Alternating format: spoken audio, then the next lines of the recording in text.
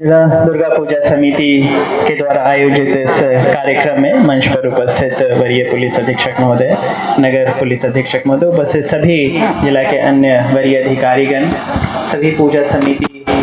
के आए हुए अध्यक्षगण, सदस्यगण, प्रेस एवं मीडिया के बंधुगण, सर्वप्रथम मैं माफ़ी चाहूँगा कि आपके कार्यक्रम में आने में मुझे थोड़ा सा विलम्ब हो गया। हम लोग इस वर्ष 2 वर्षों के बाद बहुत बड़े पैमाने पे दुर्गा पूजा मनाने जा रहे हैं, या कहिए कि कोई भी त्यौहार मनाने जा रहे हैं। तो इस वर्ष रांची जिले ही नहीं, पूरे समस्त राज्य के इस वर्ष आने वाले सभी त्योहारों का एक सफलतापूर्वक निष्पादन अभी तक हुआ है। तो उसी परिप्रेक्ष्य में यह दुर्गा पूजा भी अत्यंत महत्व रखता है कि हम जिस प्रकार से अन्य त्योहारों को बहुत सफलतापूर्वक संपादित कराते आए हैं, यह त्योहार और इस वर्ष आगे आने वाले सभी अन्य त्योहार भी इसी प्रकार से संपादित होते रहें। और इसमें सबसे महत्वपूर्ण होती है आपस में हम सभी में हर तरह उचित तरीके का संवाद स्थापित हुआ रहे।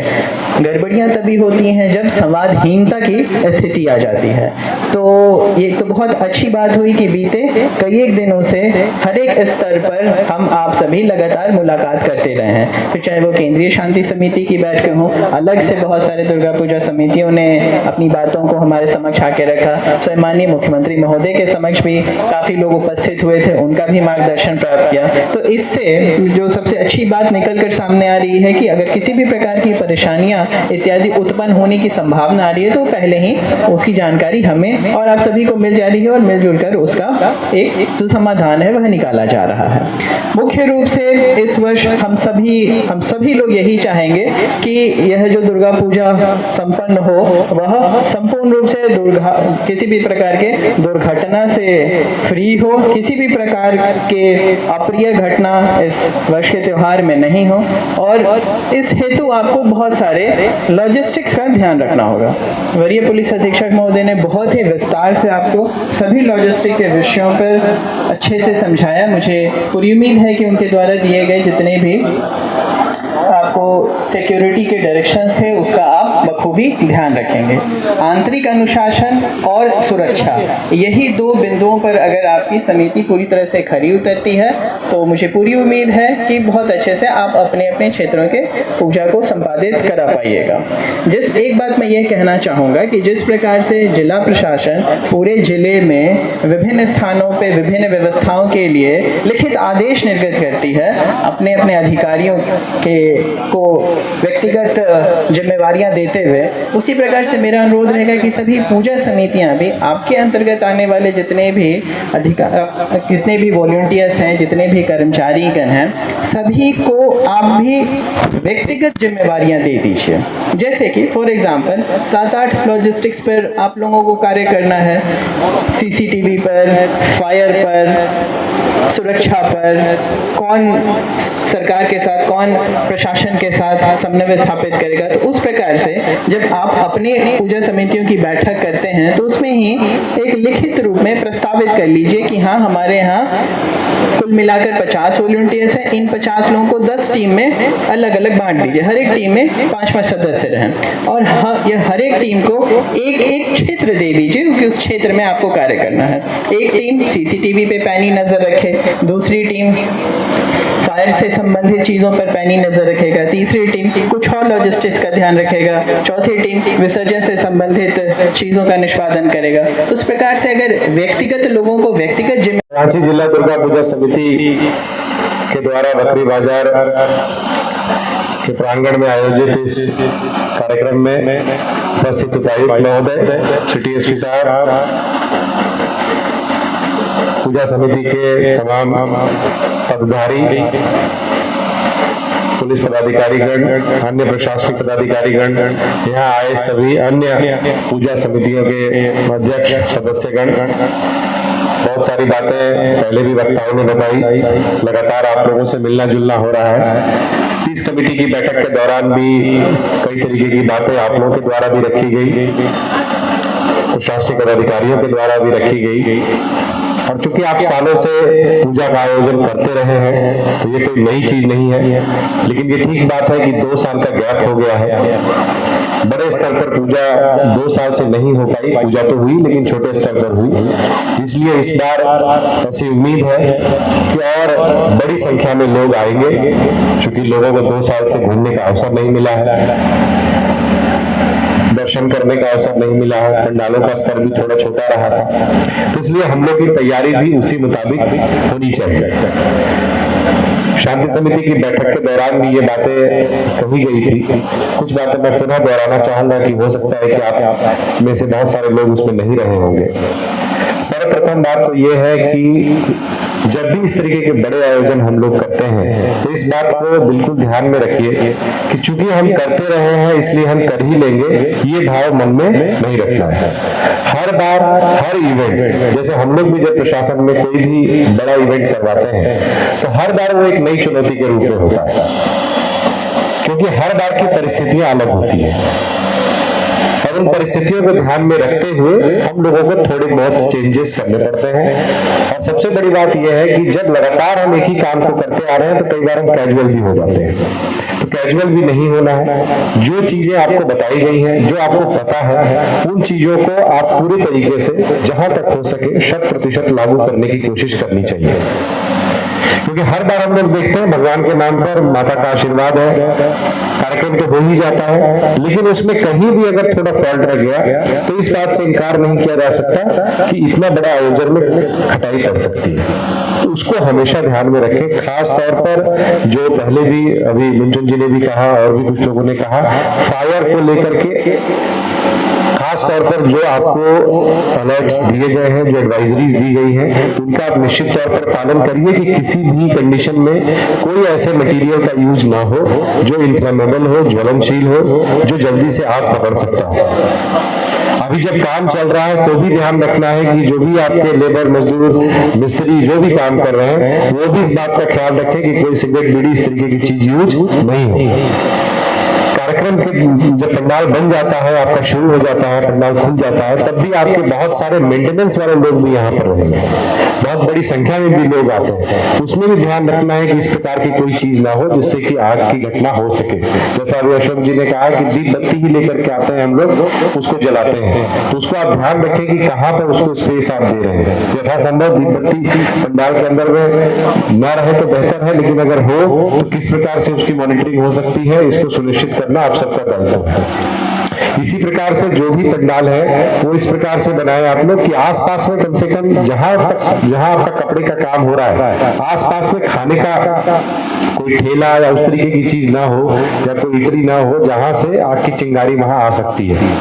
छोटी बातें हैं लेकिन इन बातों का आप ख्याल जरूर रखिएगा, नहीं तो हम लोग अतीत में देख चुके हैं। इस कारण से बहुत बड़ी बड़ी घटनाएं पहले कई जगहों पर हो चुकी हैं दुर्गा पूजा के ही अवसर पर। फायर को लेकर के मैं विशेष तौर पर कहूंगा कि आप लोग अलर्ट रहिएगा और ये भी ख्याल में रखिएगा, हम लोगों ने भी ध्यान रखा है कि आपके नजदीक में जो बहुत बड़े पंडाल है वहां तो पास में ही हम लोग फायर ब्रिगेड की गाड़ियां रखवाते हैं, लेकिन सभी जगहों पर रख पाना मुकम्मल नहीं हो पाता, संभव भी नहीं है। तो आपके दिमाग में ये क्लियर होना चाहिए कि आपके सबसे नजदीक में फायर ब्रिगेड वाला कौन है। हमने थाना प्रभारियों को भी निर्देश दिया है कि वो भी अपना फायर वालों से लगातार कॉन्टैक्ट में रहें और इस बात का भी ध्यान रखें कि कंटिजेंसी में अगर फायर ब्रिगेड की गाड़ी को बुलानी पड़े तो किस प्रकार से हम लोग बुला सकते हैं कि उनके अप्रोच करने में हमें कठिनाई ना हो। नहीं तो पता चला गाड़ी भी है और भगवान न करे इस प्रकार की कोई अप्रिय स्थिति भी आ गई और हम लोग गाड़ी को पास में नहीं ला पा रहे हैं। तो ये आप लोग जरूर अपने ख्याल में रखिएगा। जो भी शहर में खास तौर पे जो है वो सब सक्षम पंडाल है, तो फायर एक्सटिंग्विशर्स की व्यवस्था आप लोग हर साल हम लोगों ने पहले भी देखा है आप लोग करते हैं। मुझे पूरी उम्मीद है कि इस वर्ष भी आप लोग उसका इंतजाम कर ही रहे होंगे। और फायर और इलेक्ट्रिसिटी से, क्योंकि इलेक्ट्रिसिटी भी फायर से रिलेटेड है, शॉर्ट सर्किट्स वगैरह की समस्या रहती है, तो उन दोनों ही विभागों से आप लोग निश्चित तौर पर एनओसी ले लेंगे, ऐसा मुझे पूरा विश्वास है। एक बड़ी समस्या पंडाल के दौरान क्राउड मैनेजमेंट की रहती है कि बहुत बड़ी संख्या में लोग आते हैं। बकरी बाजार में हम लोगों ने पहले भी देखा है, मैंने पहले भी घूमा है, आप सब तो हर वर्ष ही देखते हैं तो बहुत बड़ी संख्या में दोनों तरफ का जो अप्रोच रोड है आपका, वो चाहे अपर बाजार की तरफ से आए चाहे इधर हरमू रोड की तरफ से आए, वो रोड बिल्कुल ही कंजेस्टेड हो जाता है। तो इस बात को ध्यान रखना न केवल पुलिस की जिम्मेदारी है, बल्कि आप सबको भी वॉलंटियर्स के माध्यम से ध्यान रखना है, न केवल बकरी बाजार में, सारे जगहों पर, कि जहां जो व्यवस्था की जा रही है प्रशासन और पूजा समितियों के समन्वय से, वो व्यवस्था मुकम्मल तौर पर लागू हो। अतिक्रमण अगर होगा, गाड़ियां अगर अनावश्यक रूप से खड़ी होंगी, तो निश्चित मानिए कि आपका जाम लगेगा ही लगेगा। जहां पर गाड़ियों को रोकने के लिए कहा जा रहा है कि इसके आगे 4 व्हीलर्स 2 व्हीलर्स नहीं जाएंगे, तो ये न केवल पुलिस की जिम्मेदारी है, निश्चित तौर पर पुलिस आपके साथ रहती है तो एक बल आपके पास रहता है, लेकिन वॉलंटियर्स और पूजा समितियां अगर अपने लेवल से इंश्योर करेंगी, हम लोगों को मिनिमम हस्तक्षेप करना पड़े, हम यही चाहेंगे, क्योंकि अनावश्यक रूप से फिर पुलिस वर्सेस पब्लिक होता है। तो जैसा अभी सिटी एसपी साहब भी कह रहे थे कि हम लोगों की भूमिका फैसिलिटेट करनी है, आप लोगों को सहयोग करने की है। मैं चाहूंगा कि पूजा समितियां जैसे हर वर्ष खुद आगे बढ़ करके सारा इनिशिएटिव लेकर के चीजों का प्रबंधन करती हैं, इस बार भी बहुत बेहतर तरीके से प्रबंधन करेंगी। वॉलंटियर्स के बारे में पहले भी बताया गया, मुझे उम्मीद है कि आप सबों ने वॉलंटियर्स अपने यहाँ सेलेक्ट कर लिए होंगे, उनको कुछ बैजेज या कैप्स वगैरह जो भी आप दे रहे हैं, तो मतलब ये सुनिश्चित करिएगा कि कम से कम वॉलंटियर्स आइडेंटिफाई हो पाए, नहीं तो पता ही नहीं चलेगा कि भीड़ में वॉलंटियर कौन है और पब्लिक कौन है। वैसे में प्रशासन को भी दिक्कत होगी। और मेरा यह भी आग्रह होगा कि जितने भी जो हमारे फोर्सेस जहां भी डिप्लॉय हो रही है, जो हमारा ऑफिसर डिप्लॉय हो रहा है, मजिस्ट्रेट्स डिप्लॉय हो रहे हैं, थाना के पदाधिकारी हैं, उनके साथ में इनफॉर्मली एक बार जरूर आप इंटरेक्शन अपने वॉलंटियर्स का करा दीजिएगा, जिससे एक दूसरे से उनका परिचय पहले से बना रहे, जिससे खास तौर पर जब वो 4 दिन ज्यादा भीड़ भाड़ के होते हैं, सप्तमी, अष्टमी, नवमी और दशमी, तो उस दिन विशेष तौर पर उन लोगों का आपस में समन्वय बना रहे। सीसीटीवीज बहुत इंपॉर्टेंट है, मुझे उम्मीद है कि आप सब सीसीटीवीज का बड़ी संख्या में इंस्टॉलेशन कर रहे होंगे। एक बात का ख्याल रखिएगा कि आप जब सीसीटीवी इंस्टॉल कर रहे हैं तो निश्चित तौर पर आप सीसीटीवी की निगरानी में हैं। जितने सीसीटीवी लगा रहे हैं कम से कम उसकी दोगुनी संख्या में और तिगुनी संख्या में अगर आप लगाएं तो बेहतर होगा, क्योंकि सीसीटीवीज में जितना आप खर्च करते हैं उसका मेरे ख्याल से 20% भी अगर खर्च करेंगे तो आप बड़े आसानी से कई सारी जगहों पर वो आप लगा सकते हैं, एक प्लेकार्ड छोटा सा कि आप सीसीटीवी की निगरानी में। उसका मनोवैज्ञानिक प्रभाव भी होता है, और जो भी कोई उस तरीके का तत्व हो, कहीं ना कहीं उसको एक मन में भय रहता है कि हम सीसीटीवी की निगरानी में, तो आप सीसीटीवी लगाए ही नहीं, बल्कि वो जरूर लिखें कि आप सीसीटीवी की निगरानी में हैं। एक मेजर पॉइंट है आपको फर्स्ट एड को लेकर के और पानी को लेकर के। फर्स्ट एड का मेरे से आग्रह होगा कि आप कुछ न कुछ छोटा ही साधन लेकिन अपने यहाँ जरूर रखें। जो बड़े पंडाल है थोड़ा अच्छी व्यवस्था भी कर सकते हैं, जगह जगह पर मेडिकल की व्यवस्था। देखिए, जिला प्रशासन ने हर वर्ष की भांति पूरी तैयारी की है, और चूँकि 2 वर्ष के बाद आयोजन हो रहा है तो ऐसी उम्मीद है कि बड़ी संख्या में श्रद्धालु सड़कों पर आएंगे, पंडाल घूमने के लिए आएंगे। इसको ख्याल में रखते हुए जितने भी पंडाल हैं उन सभी जगहों पर मैजिस्ट्रेट्स और पुलिस फोर्सेस डिप्लॉय की जा रही हैं। खासतौर पर क्राउड मैनेजमेंट और कोई पेटी क्राइम ना कर सके, किसी प्रकार के छोटे मोटे अपराध भी ना हो सकें, इसको ध्यान में रखते हुए हम लोग सादे निवास में भी पुलिसकर्मियों की प्रतिनियुक्ति संवेदनशील स्थलों पर, जो बड़े पंडाल है उन स्थानों पर करेंगे, जहां मेले लगते हैं वहां पर करेंगे। ट्रैफिक व्यवस्था सुचारू रूप से रहे, लोगों को न्यूनतम समस्याओं का सामना करना पड़े, इसको ख्याल में रखते हुए नो एंट्री जोन्स बनाए जा रहे हैं, जहां पर से आपको गाड़ी वहीं पर पार्क करनी पड़ेगी, वहां से पैदल पंडाल की तरफ आना पड़ेगा। तो ट्रैफिक व्यवस्था को भी हम लोग ध्यान में रखते हुए, जैसा हर वर्ष किया जाता है, हम लोग इस तरीके से रखने की व्यवस्था कर रहे हैं कि लोगों को कठिनाई का सामना ना करना पड़े। इसके अतिरिक्त विभिन्न पंडाल जो समितियाँ हैं, विभिन्न पूजा समितियाँ हैं, उनको भी इस संदर्भ में निर्देश दिया गया है कि पंडाल बनाने के दौरान किन बातों का विशेष तौर पर ख्याल रखा जाए, जिससे कि पब्लिक सेफ्टी सुनिश्चित हो, लोगों की सुरक्षा सुनिश्चित रहे, किसी प्रकार से किसी भी अप्रिय वारदात से बचा जा सके। सर, पिछले 2 सालों से एक्स्ट्रा बल की तैनाती हम लोगों ने हमेशा से इस तरीके से सुनिश्चित किया है, क्योंकि 2 वर्षों में पूजा का स्तर संभवतः उस स्तर पर नहीं हो पाया था, कोरोना के रिस्ट्रिक्शंस थे, बट इस बार रिस्ट्रिक्शंस नहीं है, केवल कोरोना की कुछ गाइडलाइंस को फॉलो करना है। इस कारण से उम्मीद है कि पूजा बहुत बड़े स्तर पर होगी, लोग बड़ी संख्या में आएंगे। इसको ख्याल में रखते हुए विभिन्न श्रेणियों में हम लोग पंडालों को रखते हैं, ए, बी और सी श्रेणी में, और जिस प्रकार की भीड़ अपेक्षित होती है उसके अनुरूप वहाँ पर मैजिस्ट्रेट और फोर्सेस डिप्लॉय होते हैं। तो जो भी बड़े पूजा पंडाल है वहाँ पर उसी अनुपात में बड़ी संख्या में बल मिलेगा, मजिस्ट्रेट्स दिए जाएंगे। जहाँ तुलनात्मक रूप से कम लोड है लोगों का या जहाँ फ्लो कम रहने की अपेक्षा है वहाँ उस तरीके से रहेगा। तो आनुपातिक तौर पर जहाँ जहाँ फोर्सेस की रिक्वायरमेंट होगी, इसके अलग से हम लोग क्यूआरटीज़ भी रखेंगे कि कभी भी कहीं ज़रूरत पड़ने पर इमीडिएटली हम लोग रश करके किसी भी प्रकार की लॉ एंड ऑर्डर की स्थिति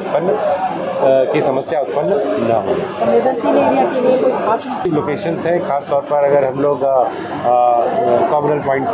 ऑफ व्यू से कहें या law and order point of view से कहें, उन जगहों पर अलग से हम लोग क्यूआरटीज़ की डिप्लॉयमेंट करेंगे पंडाल और मेलों को के अतिरिक्त।